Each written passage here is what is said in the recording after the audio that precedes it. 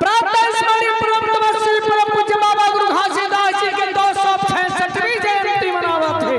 अच्छा ये बुद्धि धाम है, ऐसे लागत है कैसे यहाँ के उमंग उत्साह एकता ला देते। हाँ आजे बाबा घासीदास जन्म ले है बुद्धि धाम गिरोपुर से ही लागत है। ऐसे 18 दिसंबर आजे आगे ऐसे लागत है। वाह वाह आगे आगे दिसंबर के महीना मन भावन लागे। आगे दिसंबर के महीना मन भावन लागे।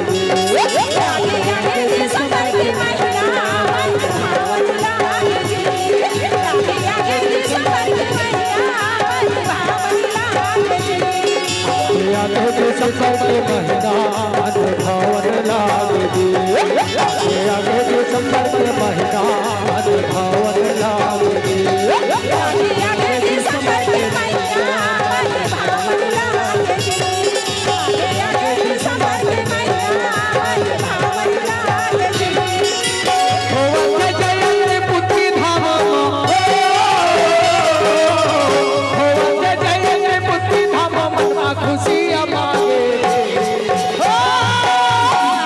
आगे दिसंबर के महीना मन भावन लागे।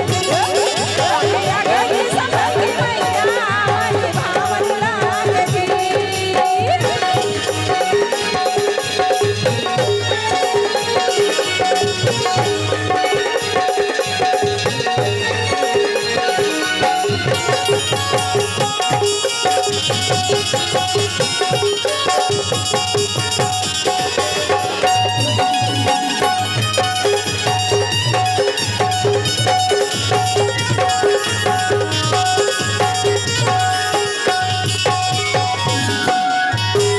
लिपे पोते हवैया दुआर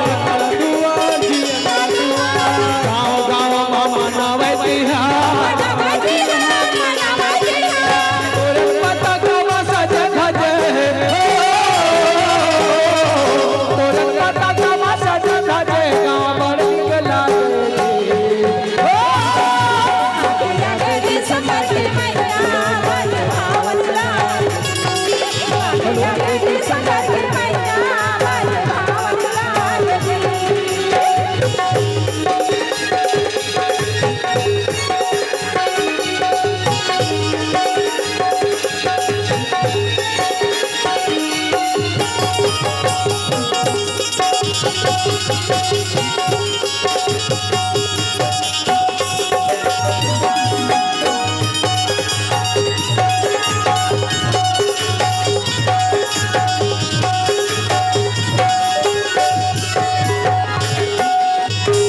मातर झांझ बजे मीर धाम